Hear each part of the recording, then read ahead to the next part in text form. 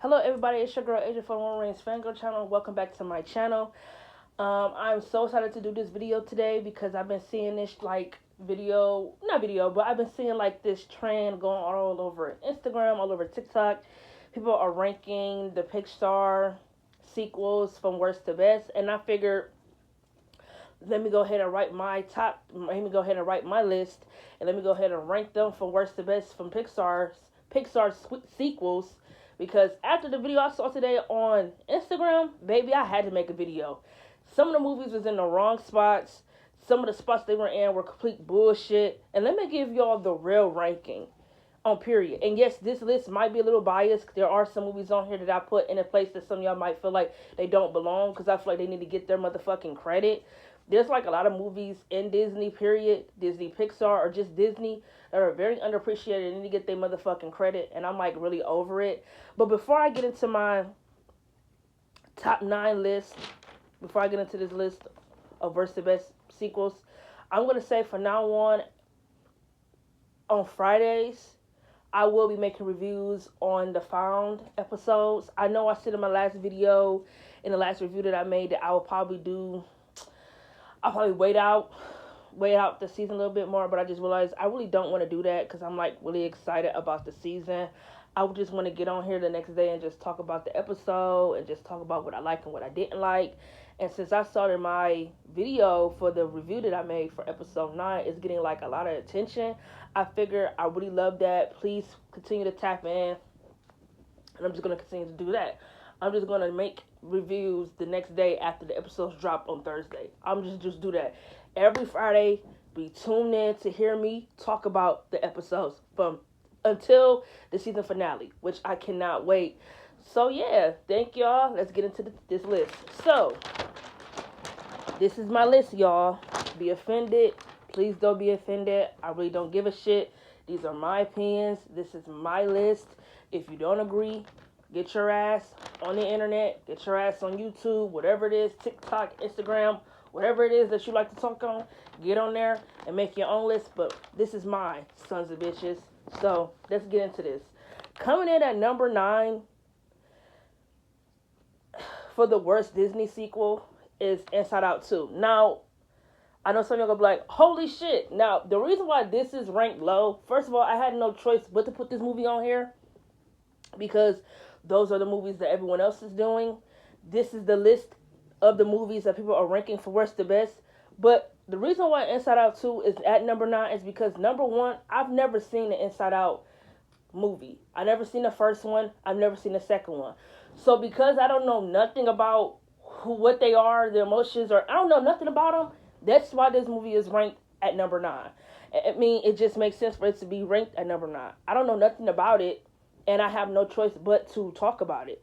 It has to be on this list because it's a Disney Pixar sequel. So I really don't give a fuck how y'all feel. It's at number 9. Deal with it. Coming at number 8 is Finding Dory.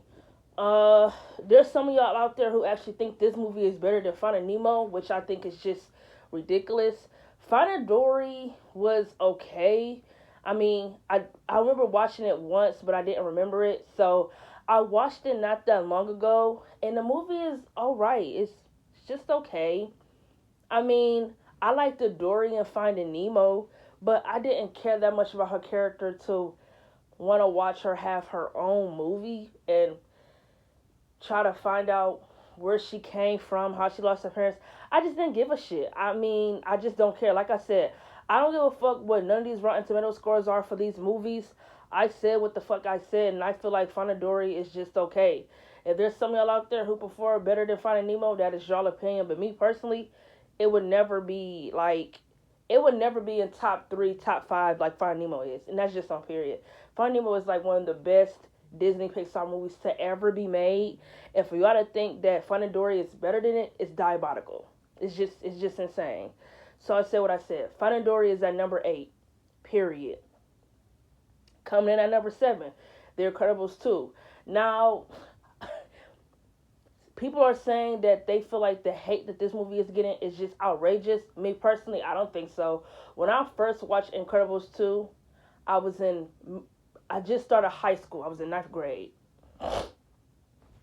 I had no clue what was going on. I do remember The Incredibles, but I don't remember Incredibles 2. So when I was doing my thing where I was rewatching Disney Pixar movies that I didn't remember, this was like on the list of movies I did rewatch. And Incredibles 2, I don't like it at all.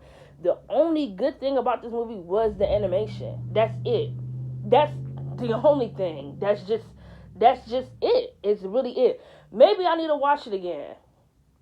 Maybe I'll watch it again because maybe I watched it with maybe I walked into the movie saying, "Oh, this movie is gonna suck," instead of just watching it like, let me see if I like it or not. So you know what? For just good time's sake, because I'm just that generous, I'll watch the movie again, and then I'll come back on here and give y'all a review or a rant on whether I like it or not. If I give you a review, that means I liked it. If I give you a rant, that means it sucked. So for God, for just for time, just for good, for old sake, I'll watch it again. But if I'm going on what I watched it just for the first, just not for the first time, but if I'm putting this movie in the ranking for what I watched it back, oh my God, why the fuck can I not talk? Ugh. If I'm putting this movie at number 7 because back when I watched it not too long ago, I didn't like it. But I will watch it again. But back when I watched it, I didn't like it. It was boring. And like I said, only the animation was good. And I feel like this movie is just a copy and paste of the first movie. Tell me when y'all watched Incredibles 2, y'all didn't feel like it was a copy and paste of the first movie, right? They're trying to bring superheroes back. Oh no, Elastigirl works in a government association that wants to bring supers back. Isn't that the same thing they was doing in Incredibles, the first one? That lady who tried to bring Bob in to do government work, but just supers undercover. Instead of this one, the superheroes are just more out there. They're not undercover. It's still the same storyline, whether they undercover or they public. It's the same exact storyline. And just like Heather was the stay-at-home mother, and like Bob was in the second movie, he was the stay-at-home parent. There is literally the same fucking storyline. So, like I said, I don't give a fuck what the Rotten Tomato score is for this movie. It's not that good. And because everyone loved The Incredibles, that is why this movie has a good Rotten Tomato score, because of the nostalgic feeling. Not because it's good, not because it's great. Like, I don't know why people like to sit up here and cap and say, oh, movies are good, when honestly you only liked it because the first one was so good you wanted to see it get a sequel. And I'm not gonna lie, I was one of those fans who felt like, damn, The Incredibles was so good, it need a motherfucking sequel. But damn, when I watched the sequel, I was like, maybe they should have just left it unquestionable on what the fuck happens next. That's just how I feel, because The Incredibles 2, it ain't it. But like I said, this is just me speaking on when I saw it months ago. But I will rewatch it and come back up on here and tell y'all what I feel like. Again, like I said, when I rewatch it, review means I liked it. Rant means it sucked. Period. Coming in at number 6 is Toy Story 4. I know a lot of y'all gonna hate me when I say this shit. Toy Story 4 is by far the worst Disney Pixar sequel ever. It sucks. It is so fucking bad. I'm talking about Toy Story 4 is bad. A lot of y'all shit on Cars 2. When Cars 2 is actually good. I'd rather watch Cars 2 over Toy Story 4 any day. I really don't give a fuck. And I actually like Cars 2. Toy Story 4 is just bad. The ending sucked. This movie had no emotion. It didn't even feel like a Toy Story movie. Why was this movie made? Movie was made like for a cash grab. This movie came out during a pandemic. Like, this movie made no sense. It felt long as fuck. This movie felt like 3 hours, even though it was an hour. Long as fuck. A lot of walking around. A lot of not doing nothing. A lot of people talking and yammering. Just a lot of people doing a whole bunch of nothing. Like I said, y'all want to hear the rant? I made a rant about this movie on my channel. This movie is just bad. It's not good. The only thing good about the movie is the animation. The animation for this movie is top notch. Disney Pixar at its fucking best. They do not miss when it comes to animation. And this movie is at its all-time best when it comes to that. But when it comes to storytelling and characters, it just derailment. All around derailment. They derailed Woody's character. Buzz's character was derailed. Jesse and the whole crew don't do shit this movie. They took a whole back seat. They're completely in the background. which is not which is not normal because they're never in the background. For all three movies, they have all been involved together, telling a story. So to see only Woody and Buzz getting to shine in this movie and everyone else is taking a back seat, that shit rubbed me the wrong way. And then a Toy Story 5 is coming out for what? What are you going to tell in this movie that you haven't already told? What story can you tell at this point? Toy Story has ran its fucking course. It has. There's no reason for this franchise to keep going. I understand. The Toy Story franchise makes a lot of money. People love Toy Story. I get it. I love Toy Story too. But when does it end? Like, I'm really confused because if Toy Story 4, the ending was us telling it was the end, how the fuck you gonna make a Toy Story 5 if there's no Woody? Like, can you really ask yourself who wants to see a Toy Story movie if it ain't gonna be with the whole crew? I don't want to watch a Toy Story movie if it's gonna be Buzz and Jesse and just Rex and Potato Head. I want to see the whole crew. Woody and everyone, not just Buzz and Jesse. It just won't feel the same. So to me, just won't be no reason to make a Toy Story 5. I just feel like Toy Story should have ended at Toy Story 3. And that's just how I feel. And I'm going to keep saying that to the end of time. Period. And I watched Toy Story 4 twice. For anyone who want to get on here and say, oh, you've never watched it. No, motherfuckers. I've seen it twice. Twice. Twice. Twice. Do I got to say it slow? Twice. I've seen the movie twice. And it still suck. Like I said, storyline is shitty. Characters are derailed. The ending is terrible. Makes no sense. This movie feels like 3 hours, even though it's an hour. They're walking around. It's a whole lot of going back and forth, back and forth. Forky is annoying as fuck. Like, oh my god, oh my god, oh my god. Let me get on to number 5, but let me just say this. It makes no sense that Bonnie was bitching and crying about how she wanted Woody, but then don't play with him at all in the fourth one. I'm over with. Moving on to number 5. Coming at number 5, I don't give a fuck what nobody feels like. Coming at number 5 is Cars 2. I don't give a fuck. Some of y'all feel like, what the fuck? How you gonna put Toy Story 4 at number 6, but Cars 2 is at number 5? Because Cars 2 is actually a good movie. Toy Story 4 is not. Cars 2 actually have a good storyline. I know a lot of y'all didn't like the spy idea, but I actually thought that shit was cool. It was funny. The only thing I did not care about is that they made Motor a main character. I could care less about him. I'm not gonna pretend like I was one of those fans who wish they would have just kept Lightning McQueen the main character in the second movie. But they was making him race. They was putting him back what he does most, and that's racing. Because in the first movie, he didn't get to do that. The first movie, he raced, he won, but then when he was supposed to go to the next race, he got lost, so he ended up in a town. So he didn't get to really race in the first movie as much. So in the second movie, it felt good to see him just doing that, racing.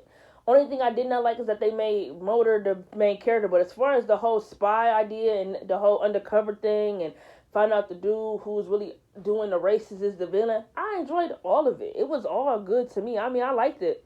All of it. I know some of y'all shit on Cars 2, talking it's the worst sequel of all time, but please. I'd rather take Cars 2 over Inside Out 2, Finding Dory, The Incredibles 2, Toy Story 4, because all those movies suck. And that's just on period. I don't give a fuck. Don't argue with me. Argue with the wall. I said what the fuck I said. And we're moving on. Coming at number 4 is Monsters University. I mean this from the top of my lungs. Monsters University is one of the most underappreciated Disney Pixar films to ever be made. When I say Monsters University is such I can't even talk. Such an amazing movie. It is that from beginning to end, it is such a great movie. Character development is on T. Storyline is top notch. Animation is fucking amazing. The way they made the college look, top tier. Just the animation all around was really top tier. I think Monsters University deserves more credit. And I feel like the only reason it is shitted on is because people wanted to get a sequel. Yes, Monsters University is a sequel or prequel, however you like to take it. But I think people wanted to see a sequel specifically, or a movie of I guess Sully and Bo and Boo's relationship. At the end of Monsters Inc. when he opened the door and she said Kitty, which is me. It's like, okay, I get that, but it's like, what would be the reason to pick up where that left off? Why not just leave that where it's at?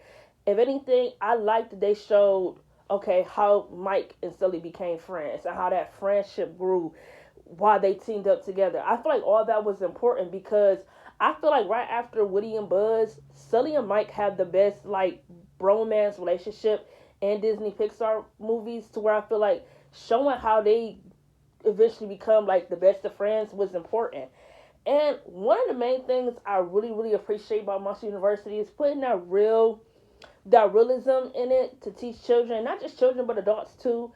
Because to see that Mike worked his ass off and made college and becoming a scarer like his number one priority, and to see him not get it, it's like shit. It's like, it's just real life. Period. He worked his ass off to get into college. He worked his ass off to be the best scarer, and to realize that he didn't make it, or that he felt like he wasn't good enough, it really hurt me a little bit. Not to where it made me cry or anything, but it hurt me because when he said he felt like if he wanted it more than anyone, it would come true, because he did want it more than anyone. He wanted to be number one. Like I said, he worked, studied, prepped. He made that class his number one. Didn't go to no parties, didn't fuck around, didn't fool around. He made it his number one. So to find out that Sully would tamper with the votes or tamper with the win because he felt like Mike couldn't do it, it just made Mike feel like, what if everyone is telling the truth? Because it's one thing for your teacher to say it, but to have your friend who you're growing and you're being vulnerable with feel like, oh, you can't hack it or you can't make it, it's just a different type. And then when you see that scene where Mike tries to prove everyone wrong and he goes into the door and he tried to scare a little girl and they didn't fear him, if anything they just found him like this cute little alien, that's when he knew, like, damn, maybe I'm not cut out for this. Maybe my passion is something else. But since that's always been his plan A, he never had a plan B. And sometimes that's just life. So by the lake, when him and Sully is talking, I just feel like, damn, Disney went ahead and put that realism into a movie. Instead of just making it all fun and laughs, they decided, let's get real for a second. And when Sully said he knew where Mike was coming from, and Mike told him, you have no idea, because everyone look at you and see that you're great. Everyone looks at you and say, you're going to make it. You're going to be something. You're not going to let nobody down. There was already like this expectation for Sully to make it. And Mike, he didn't have no one in his corner telling him, oh, you're going to make it. I can look at you and see greatness. I look at you and I know you're going to be successful. No one ever told him that. If anything, his entire life, everyone told him, you ain't going to be shit. The moment he was in school to when he got in college, that's what everybody told him. Everybody thought it was ridiculous for him to try to study to be a top scarer. Everyone thought it was ridiculous that he wanted to work at Monsters Incorporated. But I also felt where Sully was coming from. He had this expectation to where he cannot fail. He had this expectation to where he had to be perfect, where if he didn't do this, then he's a failure. If he didn't do that, he's letting his family down. So I also get where Sully's coming from. This expectation to be great, to not fail. You have to be successful. Success. Don't disappoint. But Sully is also a human. He cannot be perfect. And he cannot just be on this, what they call it,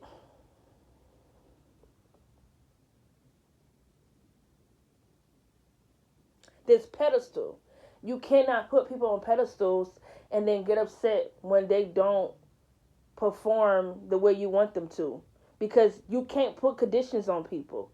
It's not right to put all that pressure on your child to be perfect and to be great when at the end of the day there's going to become some fucking up. There's going to be mistakes along the way. Like Sully said, I do know where it's coming from, because for the moment he was a child growing up, it's been this expectation like, you're going to Monster University and you better graduate that class in good grades so you could be just like your father, be like your old man, make sure you are the top scarer. And he eventually did become that, but it took time. He had to learn how to be his own person and not be who everybody wanted him to be. So I really appreciate Monster University for doing that shit. Like I said, Monster University is top four, damn near. It's top four. Damn near one of the best Disney Pixar movies I've ever seen. I've watched it numerous of times, and every time I watch it, it's always good. It always tends to blow me away like it's the first time I've seen it, even though it's not. So yes, Monster University is number 4. Coming at number 3 is Cars 3. Now, I just know, like, over time, maybe when I got, now that I'm older, a lot of people who grew up watching the Cars franchise, y'all shit on it a lot. And I'm trying to understand, where's this coming from? Is it that someone said the movie sucks and y'all just going along with everyone else is saying? Or did y'all actually sit down and watch Cars from Cars 3 to see whether or not y'all like the franchise or not? Because to me personally, I do not think the Cars franchise is as bad as everyone is trying to make it seem like it is. It's not bad at all. I understand if it's not everyone's cup of tea. I understand if you're not a fan of them putting human-like abilities into cars and this and that. But one of the main things I really appreciate about Cars is that I liked that it was different. I liked that it wasn't your average cookie cutter, cry, it makes you in your I like that it wasn't like something that puts you in your feelings. I actually like that it was just all about racing, and I love Cars. I like what Cars did. I like that they did it. They did something different for Disney Pixar. I understand if it's not everyone's top 10 or whatever it may be. I'm not saying it's the best Disney Pixar movie ever, but what I'm saying is the franchise gets shit on to where I feel like y'all doing a little too much, because I don't think the franchise is as bad as everyone is trying to make it out to be. Cars 3, hands down, is one of my favorite Disney Pixar movies of all time, to where if I made a top 10 list, it would definitely be on there. If I had to pick a Cars movie, I probably would pick 3 out of all of them. I really love the entire Cars franchise. I love Cars, Cars 2, I love Cars 3. But I realized I can't put them all on there. I had to pick my favorite, and I'm going to have to pick Cars 3. I think from beginning to end, Cars 3 told such a beautiful story. It was such a great story, and if there really is a Cars 4 coming out, bitch, I will be at that movie theater, because I love Cars. I feel like to see Lightning McQueen become this mentor for a young, upbringing racing car who, her entire life, she's been told she can't make it. She can't do it. I just thought that was something really good I like to see. And to see Lightning McQueen feel insecure when, from the first movie, he's been so confident, very cocky, very narcissistic. But to see that he feels like maybe he can never get back to the performer he was, and he's like dodging with that back and forth of, is he good enough? Is he catching to old age? Should he retire? And then hearing everyone else say, oh, you're not going to get back to the racer you once was, and it's time for the next generation, it's time for you to exit. It was just such a great movie, because I just think, I feel like he went on this journey to find out what racing performer he was. Like, who was he doing it for when he was racing? Was he doing it for himself? Was he doing it for his fans? Was he doing it because of how racing made him feel? Like, what was he doing? Like, what did he get out from racing? And you get that from racing, for the most part, he thought it was just all about winning. When he raced, he actually liked that he get to know that he's the best at something. And whether he win, lose, or whatever it might be, at the day, he know he put his whole heart into it. So, I feel like Cars 3 told a really good story, for real, for real. And I do feel like it is the best one out of all the Cars franchise. And yes, it is number 3 on this list for the best, for one of the best Cars sequels of all time. I don't give a shit how nobody feel. Cars 3 is one of my favorite movies. That's just on period. It told an amazing story, and I loved every minute of it. Coming at number 2 is Toy Story 2. Now, I honestly feel like had I made this list a long time ago, Toy Story 2 would never have been in my top 2. And I said it because I feel like when people would say, "Oh, what's your favorite Toy Story movie?" I always said Toy Story 3 is my favorite, and I like Toy Story. But two, it was okay to me. Like it was like, oh, it's like okay, if I wanted to watch Toy Story, I don't think I would ever put on Toy Story 2. But I rewatched Toy Story 2 maybe twice, more than twice. I watched Toy Story 2 a couple of times back when I was rewatching Disney movies. And I really appreciate Toy Story 2. Like, I really appreciate it. Like, maybe I didn't understand the story being told.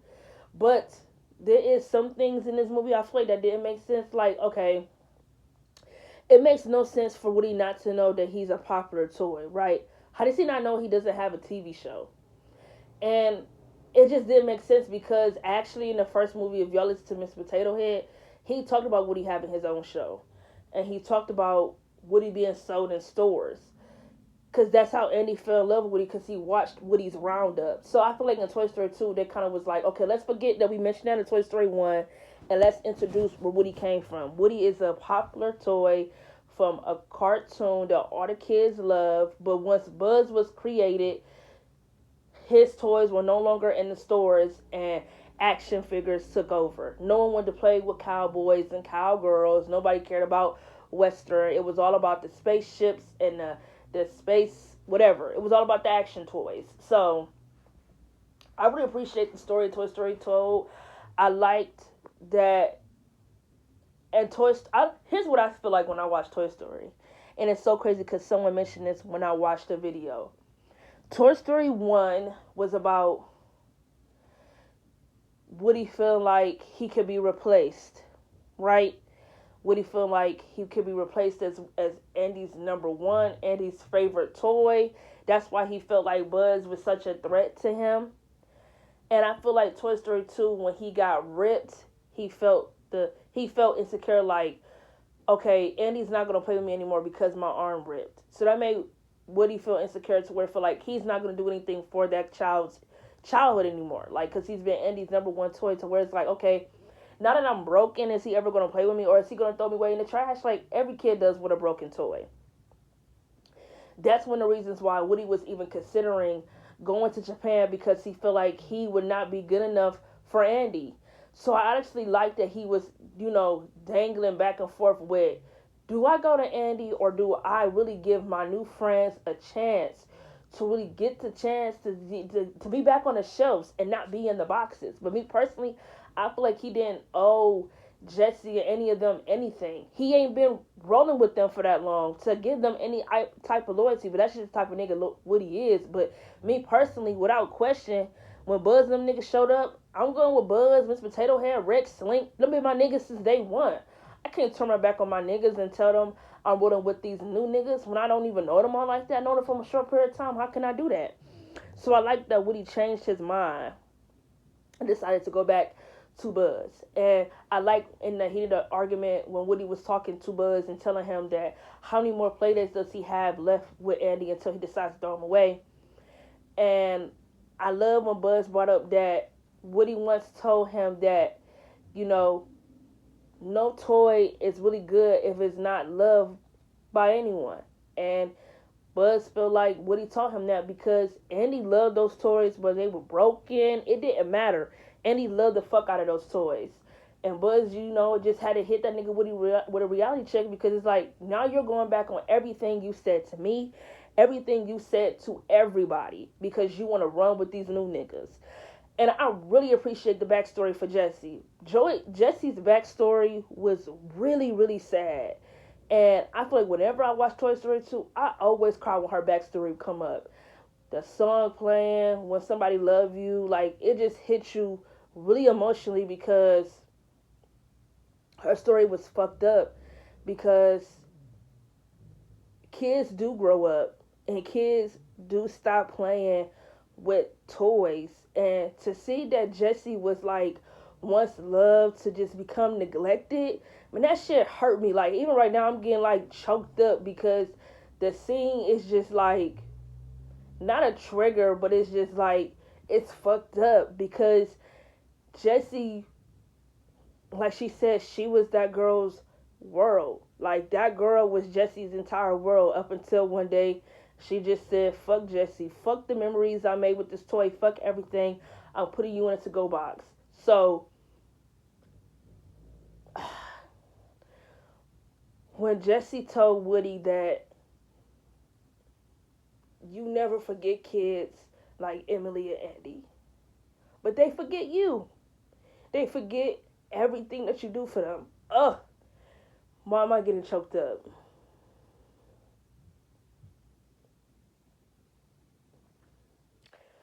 Woo, okay. We get it together. Ugh, I can't believe I'm getting choked up thinking about that scene. But that is just how powerful that scene was. It was just really passionate because I felt for Jesse. Because it's just like, it's because it's not just about a toy. It could be about anything. It could be about losing a loved one, losing. It could be about any like losing something in this world that you feel like was your everything, and then all of a sudden, what if you love someone and then they just wake up one day and say they don't love you anymore, like they don't want to be with you? It's like, damn, you never forget that person who taught you so much. You never forget that person who taught you what love is. But that same person can give you your first heartbreak. So Jesse's backstory was really, really like emotional to where every time I watch it, I have to look away because I know that I'm going to choke up and start crying like I just did now because that is how passionate her backstory was. Let me stop talking about Toy Story 2. Y'all got me over here crying over Toy Story 2. I can't believe it. Anyway, we're going to move on. But yes, Toy Story 2 is one of the best Disney Pixar sequels ever. I love it. I had to rewatch it a couple of times because I did not appreciate the story it was telling. You know, my young idiotic mind, now that I'm an adult, I definitely understand the story it was telling. So yes, Toy Story 2 is top 2 of best sequels of all time. The best Disney Pixar sequel of all time, to me in my opinion, is Toy Story 3. I don't think there is no Disney Pixar sequel that is better than Toy Story 3. When it comes to story,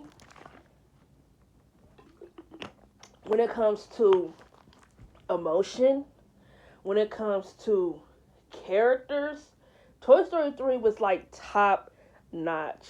Like, top notch. Toy Story 3 is such an amazing movie. It is filled with so much emotion to where I feel like I cried a lot when I watched Toy Story 3. And I still do when I put the movie on. Because it just filled with so much emotion. To see Andy grow up. And to see everyone like getting freaked out that he might not want them anymore. I mean, I feel like within the first few minutes. And you know what? That's the only thing I could give Toy Story 4. Not the opening scene, but the scene where they were showing Andy and Woody together. I did get a little choked up in Toy Story 4 when I saw that because, you know, just bring back memories. But I feel like in the first few minutes of Toy Story 3, with them showing Andy growing up and showing the love he has for his toys, automatically gets me so emotional. And even right now, y'all hear me, I'm getting choked up because Toy Story is just like my childhood. And I just feel like how Andy loved his toys, I love my toys like that too. Kids don't play with toys. Kids these days do not understand how much a toy brought so much love to a child, to where I love playing with my toys. I did. I fucking loved it. Kids these days don't play with toys. They all on this social media and all this TikTok bullshit. They do not understand what it's like to love a toy. And to see Andy love his toys like that, it just gets me choked up because now he's getting older. And that would he throw them out or keep them was really a question like dangling back and forth the entire movie. But Toy Story 3 has so much emotion. I feel like story top notch. Lotso was such a good villain to where I feel like he was very understandable as a villain because Lotso also made a lot of a lot of sense. Toys are plastic. Toys do get thrown away, regardless of how much they mean to you or how much memories they bring you. Toys are trash, and when you get older, you kind of just throw them away or you just don't play with them anymore. Me personally, I never threw out any of my toys. I gave them away. But will also say, will also say like you're a piece of plastic, you're made to get thrown away. Lasso was coming from a really heartbreaking place because he was always heartbroken and bittersweet that little girl lost him and she never ever bothered to come back. That little girl never came back. She just went out and got another toy. Yes, she replaced Lasso, so it fucked him up. That damn, did she just forget about all the memories that me and her just made within like not that short period of time, and yet you lose me and you just go out and buy a whole nother toy. You don't even care to come back and say, Mommy, Daddy, my toy is missing. We got to go back and get him. So I definitely felt where Lassa was coming from. And I feel like he was being misunderstood a little bit because I don't really feel like Lassa was really a villain. I feel like he was really heartbroken, for real, for real. And it made him like this person who just wants to do more for toys, but instead he's keeping them against their will. He's keeping this bitch like it's a prison, but he's trying to stop them from hurting. He's trying to stop them from getting hurt like how he got hurt by being replaced. So I get what his reasons were for, but they were wrong. But how he was doing it was wrong. And then the ending,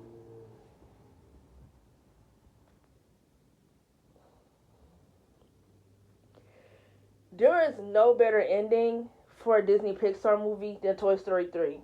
Give me a better ending for a Disney Pixar movie that had you crying and choking up the way Toy Story 3 did. Toy Story 3, and a lot of y'all gonna say, okay, what about Up? Up did have an emotional ending. I cried at the end of Up. I really did.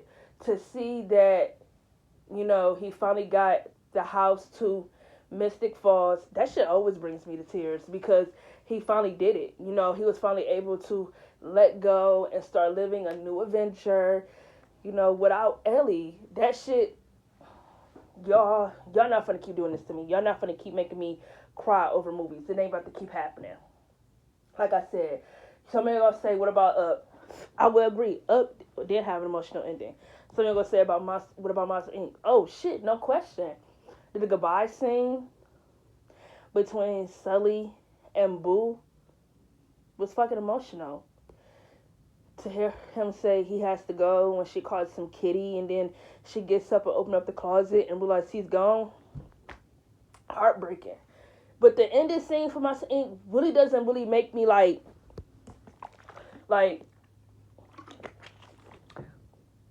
oh my god, I can't believe what's happening. Instead, like when he opened the door and saw that she was still there, it made me like happy cry. But in my opinion, I just don't feel like, ooh, I feel like the only one that might be able to compete with Toy Story 3 a little bit is the ending for Finding Nemo. Y'all, the ending for Finding Nemo makes me cry all the time because Marlin was such a overprotective parent. And to see him finally allow Nemo to grow up and to let him go, y'all, I'm crying right now just talking about it because the ending is just so fucking beautiful because Finding Nemo is such a good movie from like beginning to end. To see that I'm talking about to see that Marlin like lost all his kids, and you understand why he's very overprotective of Nemo, cause he promised Nemo that he would protect him and that he would never allow anything bad to happen to him. So when he going all around the ocean to like find his son, was just like he's keeping that motherfucking promise, and Nemo didn't think he was coming from because he was scared of the ocean. So the ending scene where Nemo hugged Marlin before he go to school, and he told Marlin like, you can let go, and they say goodbye to each other, and Marla just say like, "Ugh, yeah, yeah, y'all know the rest." Yeah, cause y'all really got me over here crying about the ending for Finding Nemo. Like, what the fuck? Yeah, I feel like the only one that can compete with Toy Story a little bit is Finding Nemo, because even even though the ending for Finding Nemo wasn't as big or as dramatic as Toy Story 3 was, but damn, it's just as emotional, because bitch, tears is coming all out of my eyes and all over my face, because I don't know, I feel like what Finding Nemo did was like really, really deep. It's like it was like more than just a child's movie, to my opinion. So I feel like the ending for Finding Nemo can compete with Toy Story 3. But the ending for Toy Story 3 is just all around emotional. Like, to see Andy playing with Woody and the whole crew for the last time, and to see him get in that car and drive away, and to see him say thanks for everything, and to see Woody say like to hear Woody say like bye, and just say good long partner, get the fuck out of here. Like y'all, I'm like over here like tearing up thinking about it, because I just feel like there's like no more of like, just like there's no better emotional ending than Toy Story 3. Like, I could just put the ending on for Toy Story 3 and cry. I could watch Toy Story 3 and get to the ending and cry. I could watch top 10 emotional scenes in Disney movies and I can cry, because that ending was just powerful. And I feel like Toy Story 3 should have just, I feel like the franchise for Toy Story could have ended there. Toy Story 3 was an amazing movie, and then it's damn near emotional. Like I said, I'm over here tearing up just thinking about it, talking about it. And I just think Toy Story 3 is the best Disney Pixar sequel of all time. So, yeah, y'all, this might be the last time I do this shit, because y'all made me cry talk about Toy Story 2. Y'all made me cry talk about Toy Story 3. Y'all made me cry talk about Finding Nemo. I can't with y'all. But yeah, that is my top 9 list of Disney Pixar movies ranked from worst to best. Thank y'all. I'm going to see y'all in my review for Found, Season 2, Episode 10. It come out tomorrow, and I'll be doing my review on Friday. I love y'all. See y'all next time.